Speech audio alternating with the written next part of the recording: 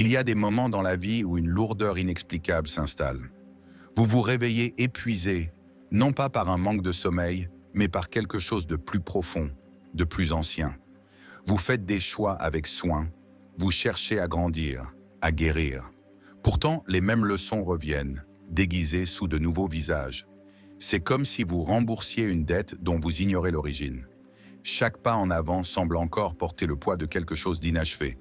Carl Jung parlait de l'inconscient, non seulement comme un espace personnel de souvenirs refoulés, mais comme un vaste héritage rempli d'histoires, de peurs, de blessures et de schémas absorbés à travers les générations. Dans cette perspective, le karma n'est pas un système de punition cosmique. C'est le poids de ce qui n'a pas encore été intégré, guéri ou libéré. Mais que se passe-t-il si vous avez fait le travail? Si les schémas se brisent et qu'une légèreté nouvelle commence à émerger? Dans ce texte, nous explorerons 4 signes puissants que votre dette karmique s'est dissipée, non pas dans un sens abstrait, mais dans votre corps, vos relations et votre monde intérieur. Si vous ressentez une étrange paix ou si votre vie commence à changer de manière inexplicable, vous êtes peut-être déjà libre. Le karma est souvent perçu comme un grand livre divin où les bonnes actions s'équilibrent face aux mauvaises. Mais à travers le prisme de Jung, le karma n'est pas un calcul moral, c'est une mémoire. Une mémoire émotionnelle, psychologique, ancestrale, qui persiste dans l'inconscient jusqu'à ce qu'elle soit mise en lumière. Jung croyait que nos âmes ne sont pas des pages blanches. Nous héritons de bien plus que la couleur de nos yeux ou notre tempérament. Nous portons des peurs, des pulsions, des énergies non résolues transmises par nos familles, nos cultures, notre passé collectif. Ce sont les empreintes karmiques, les échos intérieurs de ce qui n'a jamais été pleinement affronté ou guéri. Elles ne vivent pas seulement dans nos pensées. Elles façonnent nos choix, nos attirances, nos rêves et même nos souffrances. Pour Jung, le voyage de l'âme passe par l'individuation, devenir entier en intégrant chaque partie de soi, surtout celles que nous avons ignorées ou rejetées. Les boucles karmiques nous font tourner autour de la même montagne, émotionnellement et spirituellement, jusqu'à ce que la leçon ne soit pas seulement comprise, mais incarnée. Quand nous affrontons ces schémas sans résistance ni jugement, ils se dissolvent et quelque chose d'extraordinaire se produit. Nous cessons d'être gouvernés par le passé. Comment savoir si ce changement a eu lieu? Quand le cycle s'est brisé et que votre âme ne porte plus le poids qu'elle portait autrefois. Explorons les 4 signes que votre dette karmique s'est dissipée et que vous entrez dans un nouveau cycle de renouveau. Signe numéro 1. Vous cessez de répéter les mêmes schémas émotionnels. Autrefois, vous attiriez toujours les mêmes types de personnes, les mêmes blessures sous des formes différentes. Abandon, trahison, rejet ou autosabotage. Ces boucles vous suivaient comme des échos impossibles à chasser. Des visages différents, mais toujours la même douleur. Peu importe vos efforts pour changer les circonstances extérieures, quelque chose vous ramenait toujours au même terrain émotionnel. Mais un changement subtil et pourtant profond commence à se produire. La boucle ne vous piège plus. Vous repérez les signaux d'alerte plus tôt, non pas intellectuellement, mais dans votre corps. Vous ressentez l'inconfort avant que tout ne s'effondre. Vous faites une pause. Vous choisissez différemment. Et pour la première fois, votre système nerveux ne réagit plus par habitude. Vous n'avez plus besoin de vous convaincre de partir. Vous le savez tout simplement. Pas parce que vous vous êtes forcé à briser le schéma, mais parce que la version de vous qui en avait besoin n'existe plus. Vous avez changé. Jung disait « Tant que vous ne rendez pas l'inconscient conscient, il dirigera votre vie et vous l'appellerez destin. » C'est cela, le karma. Le karma, ce n'est pas seulement ce qui vous arrive, mais la manière dont vos schémas inconscients continuent de se jouer jusqu'à ce qu'ils soient vus, compris et guéris. Quand vous mettez enfin en lumière ce qui était caché, le schéma perd sa charge. Vous cessez d'appeler cela le destin. Vous l'appelez croissance. Une liberté silencieuse s'installe.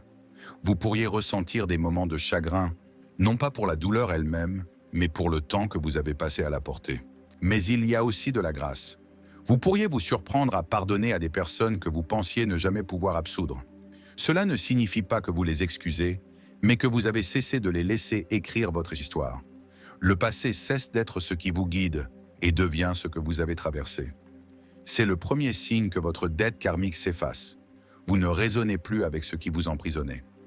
L'histoire qui définissait autrefois votre monde émotionnel devient un souvenir, pas un aimant. Vous n'avez plus besoin de relire le même chapitre pour prouver que vous avez appris. Vous incarnez la leçon. Vous vivez la réponse. Signe numéro 2. Une paix profonde s'installe, indépendante des circonstances. Quand vous brisez le cycle, quand vous n'êtes plus prisonnier des schémas émotionnels qui vous dominaient, quelque chose d'inattendu se produit.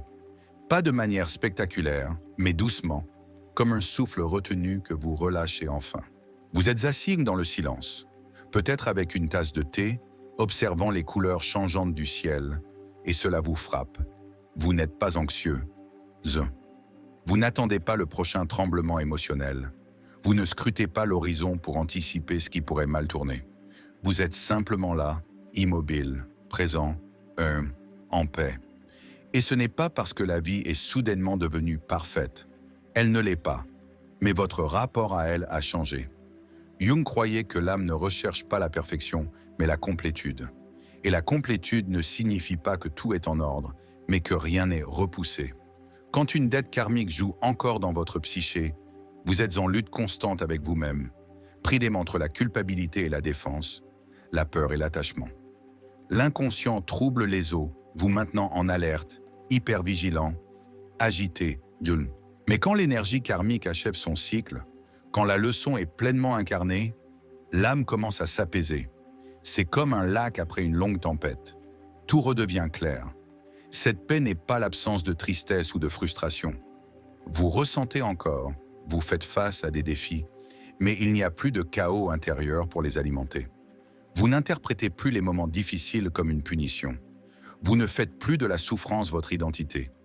Vous ne vous demandez plus « qu'ai-je fait de mal pour mériter ça ?» Vous rencontrez la vie telle qu'elle est, sans besoin de vous défendre ou de vous expliquer. C'est là que vous savez que quelque chose de fondamental a changé. Cette paix n'a pas besoin d'être mise en scène. Vous n'essayez pas de convaincre qui que ce soit que vous allez bien. Vous l'êtes, tout simplement. Une confiance naît en vous, discrète mais solide. Une confiance que, quoi qu'il arrive, vous resterez entier. Votre centre est enfin dégagé. Cette quiétude, cette présence inébranlable, sous le bruit de la vie quotidienne, est le deuxième signe que votre dette karmique s'est dissipée. Ce n'est pas bruyant, mais c'est indéniable. C'est l'âme qui exhale enfin. Signe numéro 3. Vous commencez à recevoir sans lutter. Une fois que cette paix intérieure s'installe, une paix qui ne dépend ni du contrôle ni des résultats, la vie commence à vous rencontrer différemment. Après des années de lutte, de surmenage, de dons excessifs et d'efforts pour prouver votre valeur, vous remarquez un changement. Les choses arrivent plus facilement. Pas parce que vous avez cessé de faire des efforts, mais parce que la résistance a disparu. Vous ne luttez plus contre le courant, vous le laissez vous porter. Là où l'amour semblait autrefois quelque chose à mériter, il se présente désormais simplement. Là où les opportunités semblaient bloquées par des murs invisibles, elles commencent à s'ouvrir. Le même monde, mais vous êtes maintenant ouvert à recevoir. Jung parlait souvent de l'inconscient comme d'un architecte de notre expérience extérieure. Quand un karma non résolu réside dans cet espace inconscient, il agit comme un filtre, déformant votre sentiment de valeur, de sécurité et de possibilité. Vous avez peut-être bloqué votre propre abondance sans le réaliser, non parce que vous ne la vouliez pas, mais parce qu'une part de vous croyait ne pas la mériter. La culpabilité, la honte, les empreintes ancestrales créent une résistance psychique. Mais quand ces schémas karmiques se résolvent, quand la leçon est intégrée et que l'histoire ne vous définit plus, quelque chose dans votre énergie change. Vous cessez d'attirer des situations qui font écho à d'anciennes blessures. Et surtout, vous cessez de les choisir. Ce n'est pas une pensée magique. Vous continuez à vous présenter, à travailler. Mais la lutte ne définit plus le voyage. Vous cessez d'avoir besoin de trop donner pour être aimé ou vous arrêtez de courir après ce qui ne vous voit pas. Et sans même vous en rendre compte au début, vous commencez à recevoir, non comme une récompense pour votre souffrance, mais comme un rythme naturel d'une âme libérée. Les choses viennent et vous ne tressaillez pas. Les gens vous aiment et vous ne vous demandez pas pourquoi. Vous acceptez le positif, non avec suspicion, mais avec une gratitude silencieuse. C'est le troisième signe. La vie commence à refléter votre transformation intérieure. La grâce trouve son chemin jusqu'à vous. Et pour la première fois, vous ne la repoussez pas. Vous ne vous préparez pas à son départ. Vous la laissez rester car quelque chose en vous croit enfin qu'il est sûr de recevoir.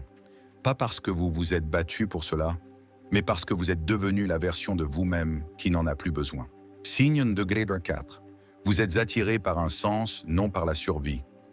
Après avoir appris à recevoir avec aisance, après que la lutte s'adoucit et que la vie ressemble moins à un champ de bataille, une nouvelle forme de désir émerge. Ce n'est plus une question de réparer, de poursuivre ou de se protéger. Vous ne cherchez plus simplement à survivre. L'emprise anxieuse sur la vie se relâche. À la place, quelque chose de plus doux vous appelle. Un léger tiraillement intérieur qui vous demande « Pourquoi suis-je vraiment ici ?» Ce changement est subtil au début. Peut-être ressentez-vous une envie de créativité nouvelle ou d'aider ceux qui parcourent le chemin que vous avez autrefois emprunté. Vous êtes moins consumé par vos propres blessures et plus curieuse de savoir comment votre douleur peut servir de carte pour la guérison de quelqu'un d'autre. Jung disait « Le privilège d'une vie est de devenir qui vous êtes vraiment. » Ce privilège commence lorsque votre âme n'est plus prisonnière des boucles karmiques du passé, lorsque vos décisions ne sont plus dictées par la peur, mais par l'authenticité. Quand le karma est actif, tout semble réactif. Vous défendez, prouvez, évitez. Mais une fois qu'il s'efface, un espace s'ouvre. Et dans cet espace, un sens commence à émerger. Pas un sens oppressant, pas le genre de « je dois trouver ma vocation ou j'échoue », mais une boussole intérieure qui vous guide vers du sens. Elle n'exige pas, elle invite. Vous vous sentez attiré, non par le manque, mais par la possibilité. Vous ne courez plus après des rôles ou des identités pour vous sentir digne. Vous commencez à incarner votre vérité. Vous parlez plus librement. Vous faites des choix qui honorent vos valeurs. Et quand vous imaginez l'avenir, ce n'est pas la survie qui vous vient à l'esprit, mais l'héritage. Que suis-je ici pour laisser derrière moi? Quelle histoire veux-je vivre? C'est le 4e signe. Vous êtes guidé par quelque chose de plus profond que la peur. Le sens devient votre nouvelle boussole. La vie devient moins une question d'évitement et plus une question de construction, de partage, d'expression. Le brouillard karmique se lève et à sa place, une clarté s'installe, un feu discret. Pas pour prouver que vous êtes assez, mais parce que vous savez maintenant que vous l'êtes. Et ce savoir vous libère pour servir, créer, vivre avec intention. Un rituel pour honorer votre liberté. Prenez une inspiration, car ceci n'est pas seulement à comprendre, c'est à ressentir. La transformation ne s'achève pas avec une prise de conscience, elle demande à être incarnée. Vous avez parcouru un long chemin. Vous avez relâché un poids qui n'était pas vraiment le vôtre. Alors, avant d'aller plus loin, faites une pause. Ressentez ce que la liberté signifie vraiment. Fermez les yeux. Posez une main sur votre cœur. Plongez dans cette part de vous qui a vécu des vies entières à travers la douleur, l'amour, les regrets et la résilience. Ressentez les échos des choix faits et des leçons apprises. Le poids que vous avez porté sans même savoir pourquoi. Maintenant, demandez-vous, quel schéma karmique ai-je libéré? Quelle part de moi se sent légère, ouverte, libérée d'une manière nouvelle? Quelle nouvelle histoire attend de se déployer depuis cette page vierge? Ce soir, si vous vous sentez appelé, hello, allumez une bougie, non pas dans le chagrin, mais dans la révérence. Que ce soit une cérémonie silencieuse, une reconnaissance douce que quelque chose s'est achevé, que les anciens cycles sont terminés, que vous ne devez plus rien. Vous êtes libre. Et dans cet espace ouvert en vous, demandez-vous, que signifie vivre depuis l'âme et non depuis la survie? À quoi ressemblerait choisir depuis la clarté et non depuis le karma? Le karma n'est pas une punition. C'est un miroir qui reflète tout ce que vous n'avez pas encore intégré. Mais quand vous avez rencontré vos schémas avec honnêteté et grâce, quand vous avez choisi différemment, même lorsque cela faisait mal, le miroir se dissout et ce qui reste, c'est vous, rayonnante. Si la vie semble plus légère, si votre cœur est plus calme, si la même vieille douleur ne vous retient plus, ce n'est pas seulement de la croissance, c'est une libération. Vous avez mis fin à quelque chose d'ancien. Et ce qui vous attend n'est pas une revanche, mais un sens. Alors avancez, non comme quelqu'un qui fuit le passé, mais comme quelqu'un qui devient enfin qui il était destiné à être.